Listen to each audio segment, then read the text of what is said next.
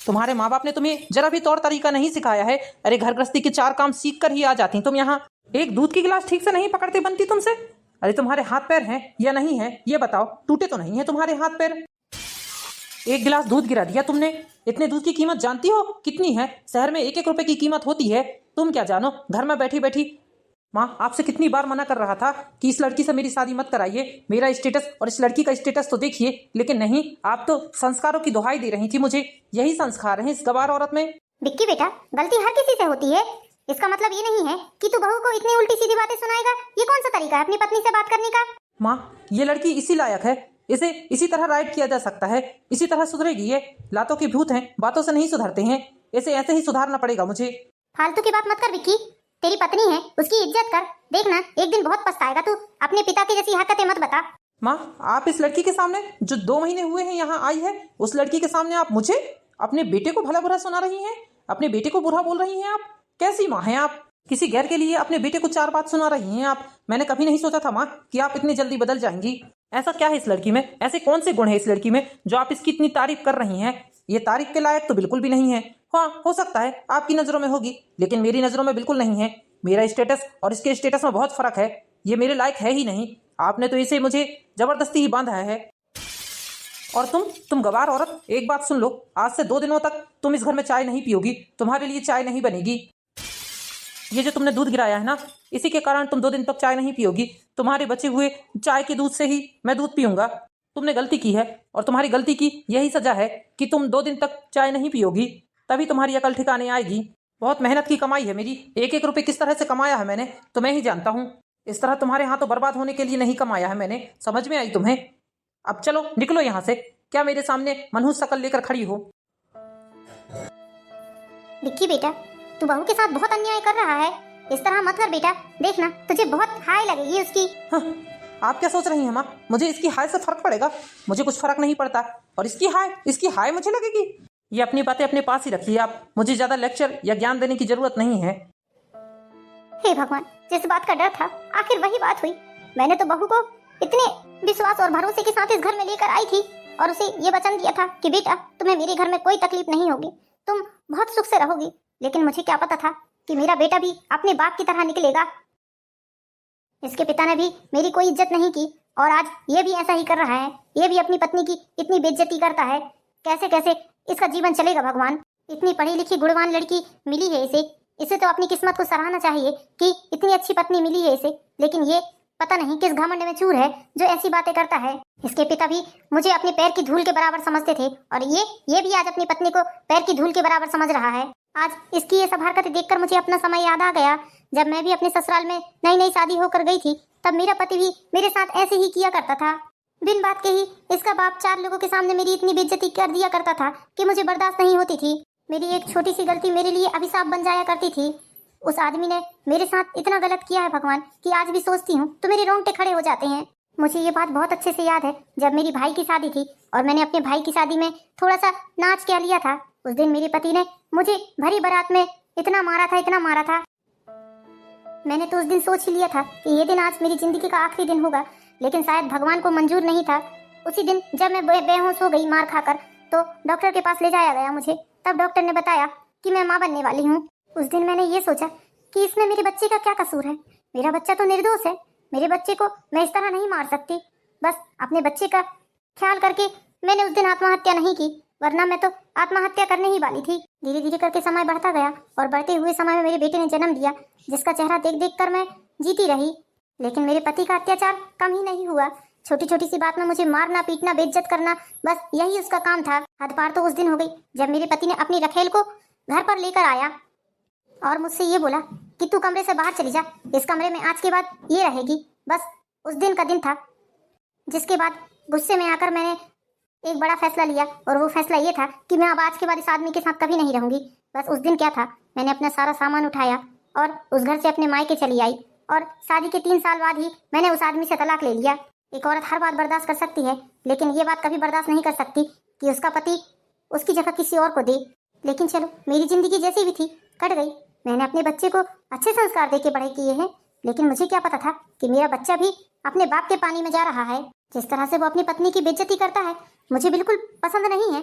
मेरी बहू लाखों करोड़ों में एक है, ऐसी बहू दिया लेकर भी ढूंढेंगे तो सारे संसार में नहीं मिलेगी। मेरे बेटे को अपने मर्द होने पर और पैसे वाला होने पर बहुत अहंकार है, लेकिन उसका अहंकार बहुत जल्द टूटेगा, ये बात मैं जानती हूँ। लेकिन भगवान उसे सद्बुद्धि दो, वो ये सब हरकतें ना करे, अपनी पत्नी को अपना ले, उसे प्यार से रखे, बस मैं यही चाहती हूँ भोलेनाथ, उसे सद्बुद्धि दो। एक अकेली औरत का जीवन काटना कितना मुश्किल होता है, लोग उसे कैसी कैसी नजरों से देखते हैं, ये बात मैं बहुत अच्छे से जानती हूँ। मैं नहीं चाहती कि बहू के साथ किसी प्रकार का अन्याय हो, बस मैं तो ये चाहती हूँ जैसा मेरे साथ हुआ है वैसा मेरी बहू के साथ बिल्कुल भी ना हो, वो अपने जीवन में खुश रहे। मम्मी जी चलिए खाना खा लीजिए, खाना बन गया है। ये क्या मम्मी जी, आप रो रही हैं? क्यों रो रही हैं मम्मी जी? आप मत रोइए। नहीं बेटा मैं नहीं रो रही हूँ, मैं कहाँ रो रही हूँ, नहीं रो रही हूँ बेटा। चल कर हम दोनों ही खाना खा लेते हैं। मम्मी जी मुझसे आंसू छुपाने की जरूरत नहीं है आपको, मैं जानती हूँ जो कुछ आज इन्होंने मेरे साथ किया है उससे आपको बहुत दुख हुआ है, लेकिन मम्मी जी आप जरा भी परेशान मत होइए।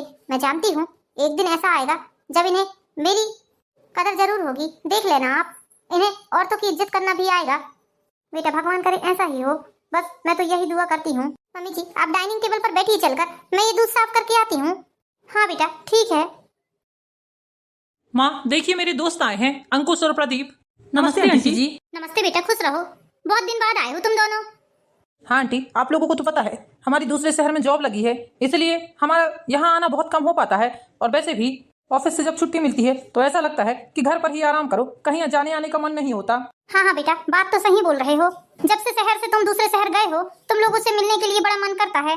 और बेटा सुनाओ मम्मी पापा कैसे हैं? आंटी मम्मी पापा तो सब बढ़िया हैं। वैसे मैं यहाँ अपनी शादी का कार्ड देने आया था, मेरी शादी तय हो गई है। अरे बधाई हो प्रदीप, तुम्हें बधाई हो।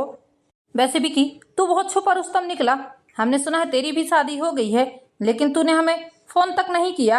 हाँ बेटा अभी 2 महीने पहले ही विकी की शादी हुई है, तुम लोग बैठो मैं बहू को बुलाती हूँ। विकी हमने सुना है भाभी बहुत सुंदर और संस्कारी है, क्या ये बात सच है? अरे क्या खाक सुंदर है, क्या खाक अच्छी है, काहे के गुण है? कुछ नहीं है, मेरी तो जिंदगी बर्बाद हो गई है शादी करने के बाद। बेटा ये है मेरी बहू, मिल लो इससे। नमस्ते भाभी जी। नमस्ते भैया, आप लोग बैठिए, मैं आप लोगों के लिए चाय नाश्ते का इंतजाम करती हूँ। अरे नहीं नहीं भाभी जी, आप परेशान मत होइए, बस हम लोग को निकलना ही है, हम लोग तो शादी का कार्ड देने आए थे। अरे ऐसे कैसे निकलना है आप लोगों को? अभी अभी तो आए हैं आप लोग, इस तरह मैं आपको बिना चाय नाश्ता किए जाने नहीं दे सकती। बस 10 मिनट दीजिए मुझे, 10 मिनट के अंदर मैं चाय नाश्ते का इंतजाम करके आती हूँ। तुम लोग बैठ कर बातें करो, मैं भी बहू की मदद करती हूँ जाकर। यार विकी, हमने भाभी जी के बारे में जो सुना था वो सही बात है। हाँ विकी, लगता है तुझे कोई गलत फहमी हुई है, तभी तू भाभी जी के बारे में ऐसी बात कर रहा था। देख विकी, आज के समय में ऐसी लड़की मिलना बहुत किस्मत की बात होती है, वरना आजकल तो शादी करने से भी डर लगता है लोगों को। कई लड़कियां तो ऐसी मिलती हैं कि सारे घर को ही बर्बाद कर देती हैं, न माता पिता को पूछती हैं न घर वालों को पूछती हैं, उन्हें सिर्फ अपने पति से मतलब रहता है। अरे तुम दोनों मुझसे मिलने आए हो क्या मेरी पत्नी की तारीफ करने? 2 मिनट में आखिर तुम लोगों ने मेरी पत्नी के बारे में क्या ही जान लिया जो तुम उसकी तारीफ के पुल बांधे जा रहे हो? अभी तुम्हें कुछ भी नहीं पता है मेरे दोस्तों। बस कर यार, जितनी देर भी हमने उन्हें देखा है और समझा है उतनी देर में ये समझ गए हैं हम कि वो किस टाइप की औरत हैं। अरे भाभी, आप तो बिना मतलब के ही हम लोगों के लिए परेशान हो रही हैं, इतना परेशान होने की जरूरत नहीं थी आपको। अरे भैया इसमें परेशान होने वाली क्या बात है भला, आप हमारे घर के मेहमान हैं, मेहमान भगवान का स्वरूप होते हैं और भगवान की सेवा करना हमारा कर्तव्य है। ये लीजिए गर्मा गर्म ब्रेड पकौड़े और कॉफी लेकर आई हूँ मैं आप लोगों के लिए, लीजिए जल्दी से खा लीजिए। वाह यार, भाभी जी के हाथ में तो जादू है लगता है, क्या टेस्टी नाश्ता बनाया है उन्होंने, मजा ही आ गया। अरे बस करो तुम लोग, कितनी तारीफ करोगे उसकी, वो तारीफ के लायक नहीं है, अभी तुम्हें उसके बारे में कुछ भी नहीं पता है। हाथी के दांत देखने के कुछ और खाने के कुछ और होते हैं। तुम लोगों की शादी नहीं हुई है ना, इसलिए तुम्हें अभी पता नहीं है। देखो अब तुम्हारी शादी होने वाली है, इसलिए मैं तुम्हें एक एडवाइस दे देता हूँ, तो सुन लो तुम लोग। ये जो पत्नियां होती है ना, इन्हें सर पर नहीं पैर की जूती के नीचे रखना चाहिए, पैर की जूती के नीचे, ये हमारी जूते के बराबर होती हैं। क्या हुआ, तुम खड़े क्यों हो गए?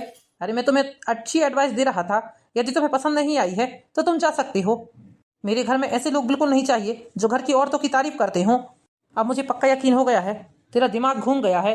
विकी, अहंकार तो रावण का भी नहीं रहा, फिर तू किस खेत की मूली है? इतिहास गवाह है, जिस इंसान ने औरत का अनादर किया है, अपमान किया है, तिरस्कार किया है, नियति उसके साथ कभी सही नहीं करती। विनाश काले विपरीत बुद्धि, जिस तरह की हरकतें तू कर रहा है ना, देख लेना तेरा विनाश भी बहुत जल्द होने वाला है। अच्छा, मेरा विनाश कौन करेगा? ये जो कल की आई लड़की है, ये मेरा विनाश करेगी? तू मेरा विनाश करेगी?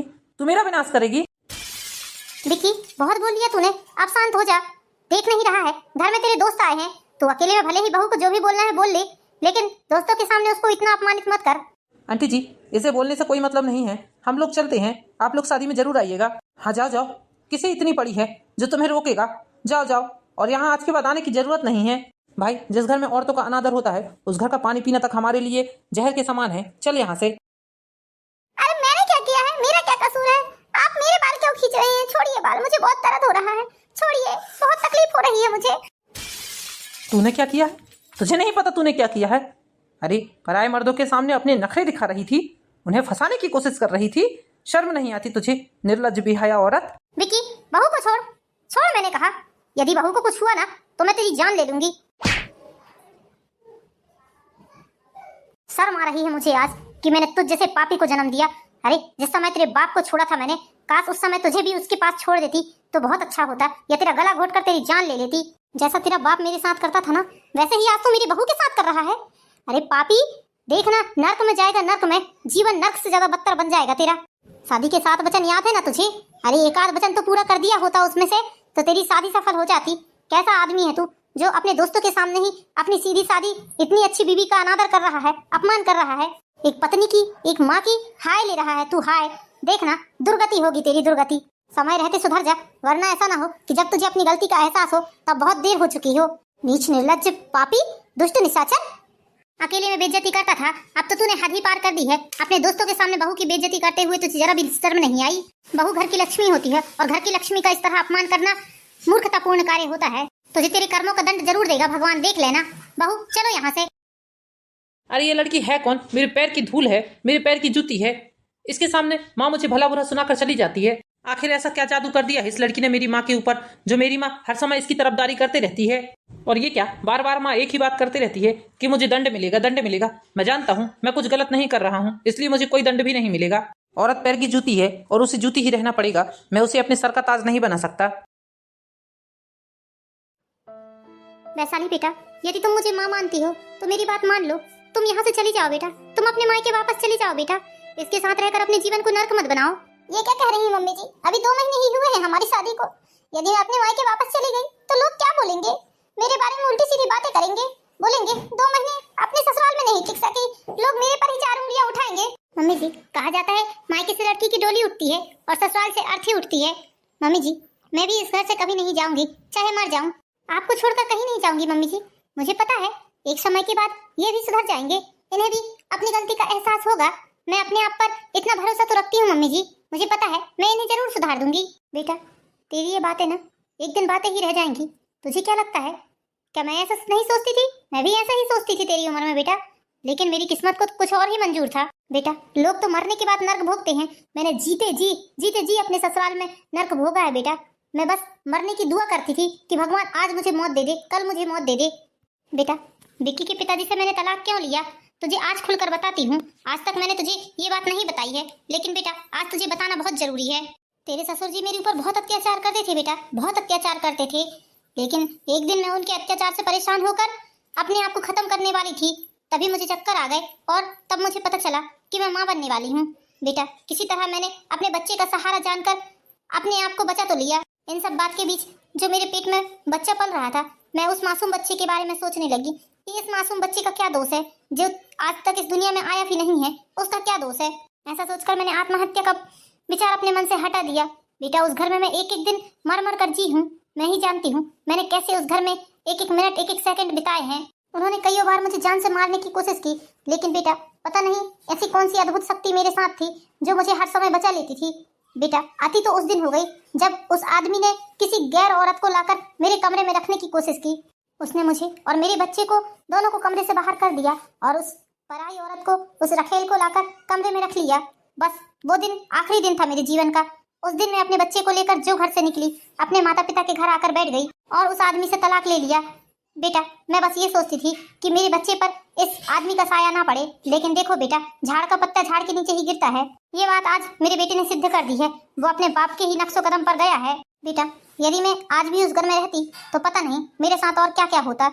इसलिए बेटा, मैं तुझे समझा रही हूँ, ये इंसान सुधरने वाला नहीं है, इसे इसकी हाल में छोड़ दे, तू अपने घर चली जा। तेरे माता पिता इतने सक्षम हैं कि तुझे घर में बिठाल कर ही पाल सकते हैं। मैं तो कहती हूँ बेटा, अपने मायके जाकर तलाक की अर्जी लगा दे और इस आदमी से तलाक ले ले बेटा। यहाँ तेरी कोई कद्र नहीं है, कोई इज्जत नहीं है बेटा, और ना ही कभी मिल सकती। नहीं मम्मी जी, प्लीज ऐसा मत बोलिए, मैं ऐसा कभी नहीं कर सकती मम्मी जी, मैं इन्हें तलाक नहीं दे सकती। भले ही ये मुझे प्यार ना करें, लेकिन मैं इन्हें बहुत प्यार करती हूँ। मैंने दिल से इन्हें अपनाया है। मम्मी जी प्लीज मुझे आप इनसे और अपने आप से दूर मत करिए। मैं आप लोगों से दूर रहकर नहीं जी सकती। आज यदि मेरे जीवन में दुख है तो कल सुख आएगा ही आएगा। मुझे ऊपर वाले पर पूरा भरोसा है मम्मी जी। बेटा, ऊपर वाले पर भरोसा करना अच्छी बात है, लेकिन तुम जिंदा रहोगी तब ना। इसलिए बेटा मैं बोल रही हूँ, तू चली जा यहाँ से। मेरी बात मान ले, मैं तेरी दुश्मन नहीं हूँ, ना ही मैं अपने बेटे की दुश्मन हूँ जो उसकी बसी बसाई गृहस्थी उजाड़ूंगी। मम्मी जी यदि इनके हाथ से मेरी मौत लिखी है तो इससे बढ़कर सुख और मेरे लिए कुछ नहीं होगा। मैं अपने पति के कांधों में चढ़कर जाऊंगी कम से कम। मम्मी जी प्लीज आप मुझे जाने के लिए फोर्स मत करिए, मैं नहीं जा सकती। बेटा मुझे तेरे ऊपर बहुत गर्व हो रहा है। भगवान ने मुझे इतनी अच्छी बहू दी है। बहुत किस्मत वाली हूँ मैं जो भगवान ने मुझे तेरी जैसी बहू दी है। यदि तू मुझे दिल से अपनी माँ मानती है तो बेटा प्लीज जो मैं बोल रही हूँ कम से कम वो तो कर सकती है। तू इतना तो कर सकती है ना। जी मम्मी जी बोलिए क्या बात है। बेटा तू एक काम कर, इसे बिना बताए तू अपने मायके चली जा कुछ दिनों के लिए, और महीना 15 दिन आना ही मत। जब ये पूछेगा, मुझे पता है इसे तेरी आदत हो गई है, हर चीज में तुझे ही आवाज लगाता है। उसे एक रुमाल भी चाहिए होती है तो वो तुझे ही आवाज लगाता है। बेटा मैं जानती हूँ वो एक न एक दिन इस बात को जरूर समझेगा, और उसके बाद मुझे क्या करना है ये सब मेरे ऊपर छोड़ दे। कम से कम इतना तो कर सकती है, इतनी तो बात मानेगी मेरी या नहीं मानेगी। ठीक है मम्मी जी, यदि आप मुझे महीना 15 दिनों के लिए अपने मायके जाने को बोल रही हैं तो मैं चली जाऊंगी, लेकिन आप सोचे कि मैं इन्हें तलाक देकर हमेशा के लिए अपने मायके में जाकर बैठ जाऊं तो ये मुझसे नहीं हो पाएगा। ठीक है बेटा, तो तू कल बिना बताए इसे अपने मायके चली जाना, उसके बाद मुझे क्या करना है मैं देख लूंगी। हाँ और एक बात और, यदि ये तुझे फोन लगाए तो तू बिल्कुल भी फोन मत उठाना। बेटा यकीन मान, मेरा ऐसे करने से ये जरूर सुधरेगा और तेरी जिंदगी स्वर्ग बन जाएगी, देख लेना एक दिन। ठीक है मम्मी जी, मैं सुबह चली जाऊंगी अपने मायके। जैसा वैशाली की सास ने वैशाली को समझाया था, वैशाली ने बिल्कुल ऐसा ही किया। सुबह जल्दी ही उठकर वो पहली ट्रेन पकड़कर अपने मायके चली गई। इस बात की भनक विक्की को जरा भी नहीं थी। जब विक्की सोकर उठा तो बेड से ही आवाज लगाने लगा वैशाली को। ना जाने ये मनहूस कहाँ चली गई। इतनी देर से गला फाड़ फाड़ के चिल्ला रहा हूँ लेकिन सुन नहीं रही है। आज तक तो कभी ऐसा नहीं हुआ है। वैशाली, वैशाली। किसी आवाज लगा रहा है बेटा? बहू को? हाँ, वैशाली नाम उसका है तो उसे ही आवाज लगाऊंगा और किसी को तो नहीं लगाऊंगा। बेटा बहू तो अपने मायके चली गई हमेशा हमेशा के लिए। क्या मायके चली गई? कब चली गई? किसके साथ चली गई? उसने तो मुझसे पूछा तक नहीं मुझे बताया। बेटा यहाँ तेरी गालियाँ खाने के लिए थोड़ी ना आई है बहू। उसका भी मान सम्मान है, उसकी भी इज्जत है, तो उसकी फूटी कौड़ी की इज्जत नहीं करता। कल जो तूने अपने दोस्तों के सामने उसकी बेइज्जती की है वो उसे बर्दाश्त नहीं हुई, और वो अपने माता पिता को सारी बात बताई है उसने फोन में। उसके पापा ने बोला कि तू आजा बेटा, अब तू वहाँ कभी नहीं जाएगी, इसलिए उसने सुबह ही अपना सारा सामान उठाया और चली गई अपने मायके वापस। अच्छा, ये उसने ठीक नहीं किया है माँ। देखना मैं उसे कभी माफ नहीं करूंगा इस चीज के लिए। देखता हूँ कब तक नहीं आती है। अरे 2 दिनों के बाद देखना, 2 दिनों के बाद ऐसे नाक रगड़ते ना आई ना मेरे पास तो कहना। पता नहीं बेटा वो आती है या नहीं, मुझे तो ऐसा लग रहा है अब वो इस घर में कभी नहीं आएगी। हाँ ठीक है, जाने दो उसे, मुझे कोई फर्क नहीं पड़ता। एक काम करो माँ, मेरे लिए पानी गर्म करके ला दो, मुझे पानी पीना है गर्म। नाना बेटा मुझसे कोई काम मत बताना, मुझसे काम नहीं होते हैं, तुझे तो पता है मेरे सारे काम तो बहू करके देती थी। अब तेरे इतने काम रहते हैं, मैं तेरे काम कहाँ से कर दूंगी? यहाँ मेरा जी मुझसे नहीं चलता, मुझसे अपनी बिगाड़ मत बताना। ये जितने शौक उसे इस घर में करने को मिलते हैं ना, उतने शौक उसे उसके मायके में नहीं मिलेंगे, मुझे पता है। 2 दिनों के बाद वो देखना कैसे नाक रगड़ते आएगी यहाँ। वैशाली, वैशाली जल्दी से मेरा टिफिन ला दो, मुझे ऑफिस के लिए लेट हो रहा है। वैशाली, वैशाली कहाँ मर गई? अरे बेटा तेरी याददाश्त इतनी कमजोर है, मुझे पता नहीं था। अभी सुबह सुबह ही तो तुझे बताया है मैंने कि बहू अपने मायके चली गई। बेटा इतनी तबीयत खराब लग रही है मुझे, घर के काम करते करते ही मेरी तबीयत बिगड़ गई है ऐसा लग रहा है, इसलिए मैंने आज कुछ भी नहीं बनाया है खाने में। हाँ ठीक है रहने दो, मैं कैंटीन से खाना खा लूंगा। विक्की की माँ विक्की के जाते ही बढ़िया खाना बनाकर खा लेती थी, और उसके आने के पहले भी बना बुनो के खा पी के बर्तन मांज धो के रख देती थी। विक्की की माँ बस हमेशा यही दिखाती थी विक्की को कि उनकी तबीयत खराब है। उसे सीख लगाने के लिए विक्की की माँ हमेशा बीमार बनी रहती थी, उसके तरफ उन्होंने ध्यान देना ही बंद कर दिया। अब घर का खाना, घर की चाय नाश्ता तो मानो विक्की के नसीब में ही नहीं था। विक्की अपने घर के खाने को, वैशाली के हाथ के खाने को बहुत मिस कर रहा था। विक्की के कपड़े सारे अस्त व्यस्त पड़े रहते थे, विक्की का रूम भी बहुत ज्यादा बगड़ा हुआ रहता था। अब विक्की को ये चीज का एहसास होने लगा था कि वैशाली थी तो ये सब नहीं था। वैशाली सारे घर को कितनी व्यवस्थित रखती थी और विक्की की सारी चीजें भी व्यवस्थित रखती थी। बस इसी चीज को वो बार बार याद करने लगा और अंदर ही अंदर उसे वैशाली की कमी महसूस होने लगी थी। धीरे धीरे करके 1 महीना बीत चुका था, लेकिन वैशाली का ना ही कोई फोन आया विक्की के पास, ना ही उसके घर वालों का। एक दिन उसका दोस्त प्रदीप उसके घर आया। सॉरी यार प्रदीप, मैं तेरी शादी में नहीं आ पाया, मुझे बहुत दुख है इस बात का। तूने घर में आकर मुझे इन्विटेशन दिया था, लेकिन अब मैं क्या बताऊं, कुछ ऐसी परेशानियां चल रही थी जिसके चलते मैं तेरी शादी में नहीं आ पाया। अरे भाई अच्छा ही हुआ जो तू मेरी शादी में नहीं आया, मेरी शादी हुई जैसे नहीं हुई, मेरी शादी का एक कलंक लग गया मुझको बस। अरे ऐसा क्यों बोल रहा है तू? सब कुछ ठीक है ना? भाभी ठीक है ना? अरे विकी कुछ मत पूछ, कुछ भी ठीक नहीं है। जिस लड़की से मेरी शादी हुई थी उस लड़की ने बहुत बड़ा धोखा दिया है मुझे। फ्रॉड निकली वो लड़की, फ्रॉड। एक नंबर की चालबाज औरत थी वो। मेरे घर में आकर पहले तो 4-5 दिनों तक बहुत अच्छे से रही, सभी लोगों का विश्वास जीत लिया उसने। उसके बाद धीरे धीरे करके वो अपना रंग बताना शुरू कर दी। मेरी माँ मेरी बहन पर अपना हुक्म चलाने लगी। बिस्तर में बैठे बैठे उन लोगों से हाथ पैर दबाती थी और बिस्तर में ही चाय नाश्ता खाना मांग कर खाती थी। जब मैंने उसे इस चीज़ के लिए मना किया तो उसने मेरे ऊपर हाथ उठा दिया और उल्टा मेरे ऊपर पुलिस थाने जाकर केस कर दिया कि मैंने उसे मारा है। क्या बात कर रहा है? हाँ यार, मैं बिल्कुल सच बोल रहा हूँ। और इसके बाद भी उसका मन नहीं भरा तो मेरे घर से 20-25 तोला सोना चोरी करके भाग गई। मेरी बहन के, मेरी मम्मी के और खुद के सारे गहने जेवरात लेकर भाग गई वो। हे भगवान, ऐसी ऐसी भी लड़कियां होती हैं, मैंने कभी सोचा नहीं था। अच्छा ये सब छोड़, ये बता भाभी कैसी हैं? भाभी नहीं दिख रही हैं। अब वो यहाँ नहीं रहती है, वो अपने मायके चली गई है। अरे ऐसा तो होना ही था, जैसा व्यवहार तू उनके साथ कर रहा था ना, उसके चलते तो ये सब होना ही था। तू बहुत बदकिस्मत आदमी है जो तूने इतनी अच्छी औरत को ठुकरा दिया। इतनी अच्छी बीवी मिली तुझे, लेकिन तूने अपनी बीवी को हमेशा पैर की धूल, पैर की जूती के बराबर समझा। बहुत बदकिस्मत आदमी है तू। तेरी हालत कैसी दिख रही है देख भला। भाभी थी तो तेरी हालत कितनी अच्छी दिखती थी, कितना ख्याल रखती थी तेरा। और तूने भाभी का दिल दुखाकर अच्छा नहीं किया। देख तेरी सेहत पर भी कितना प्रभाव पड़ा है इन सब चीज़ों का। हाँ बेटा, तुम बिल्कुल सही बोल रहे हो। बहू थी तो इसे समय से चाय नाश्ता खाना हर चीज का ध्यान रखती थी, समय पर गर्मा गर्म खाना परोसती थी। अब तो ये डेली कैंटीन का खाना खा रहा है। पूछो इससे बेटा। मेरा फर्ज था, मैंने इसे अच्छी लड़की के साथ ब्याह दिया था। अब इसका फर्ज था उसे निभाना, उसे चलाना। यदि इसने नहीं निभा पाया तो इसमें मेरी कोई गलती नहीं है। मैं अपने कर्तव्य से मुक्त हो गई। अब जीवन भर इसका बोझ नहीं ढोते रहूंगी। जब से पैदा हुआ है तब से मैंने इसे पाला पोसा, इसकी सारी जरूरतों को पूरा किया है। सारी चीजों का देखभाल मैं ही करती थी। शादी होने के बाद ये सब काम पत्नी का रहता है और किस्मत से इसे इतनी अच्छी पत्नी मिली थी, इसने ठुकरा दी। अब इसका जीवन ऐसे ही चलेगा बस। बहुत बड़ा अन्याय किया है तूने भाभी के साथ, तुझे ऐसा नहीं करना था। हाँ यार तू सही बोल रहा है, मैं बहुत पापी हूँ, बहुत दुष्ट इंसान हूँ। मैंने अपनी इतनी अच्छी पत्नी को खो दिया। मैं बहुत बुरा इंसान हूँ। माँ जिस दिन से वैशाली इस घर से गई है मेरा जीवन ही सूना हो गया है। इस बात का एहसास मुझे अंदर से हो रहा है, लेकिन मेरा घमंड इस बात को मेरी जुबान तक नहीं आने दे रहा है। मैं बहुत खुशकिस्मत हूँ जो वैशाली जैसी पत्नी मुझे मिली है, और बदकिस्मत हूँ जो उसे मैंने अपना नहीं पाया, उसे वो मान सम्मान इज्जत नहीं दे पाया। वैशाली का मेरे जीवन में क्या महत्व था ये सब मुझे उसके जाने के बाद पता चला।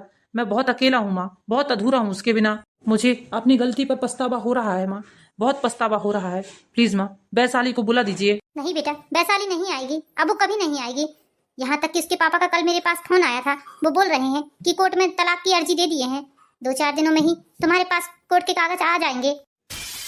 नहीं माँ, मैं वैशाली को तलाक नहीं दूंगा, चाहे मर जाऊंगा लेकिन मैं उसे तलाक नहीं दूंगा। वो मेरे जीवन का एक अभिन्न हिस्सा है, मैं कभी उसे नहीं भुला सकता। उसके जाने के बाद मुझे उसकी कमी महसूस हुई है। वो मेरे जीवन में क्या थी ये आज पता चला है मुझे। आपने तो मुझे कितनी बार समझाने की कोशिश की लेकिन मैं ही नहीं समझ पाया। माँ मैं आज अभी और इसी वक्त जाता हूँ वैशाली के घर और उसे मना थपा कर लेके आता हूँ। मौका पड़ा तो मुझे उसके सामने नाक भी रगड़नी पड़े तो मैं रगड़ लूंगा। मैंने गलती की है, मुझे इस बात का एहसास हो गया है, तो उस गलती को मैं ही सुधारूंगा। माँ मैं जा रहा हूँ वैशाली के घर। विकी रुक जा, मैं भी तेरे साथ चलता हूँ। खुशी की बात तो ये है कि तुझे अपनी गलती का एहसास हो गया है, अब तो भाभी को तेरे साथ आना ही पड़ेगा। थैंक यू मेरे दोस्त, थैंक यू। चल। भगवान जी धन्यवाद आपका। वैसे आइडिया तो आपने मुझे सही दिया था। आज तो बहू को सारी बात बताती हूँ, बहू भी खुश हो जाएगी। कितनी बेचैन थी बेचारी यहाँ आने के लिए। मैंने इसे झूठ बोला था, ये तो सच समझ बैठा है। चलो कम से कम मेरे नालायक बेटे को सद्बुद्धि तो आई।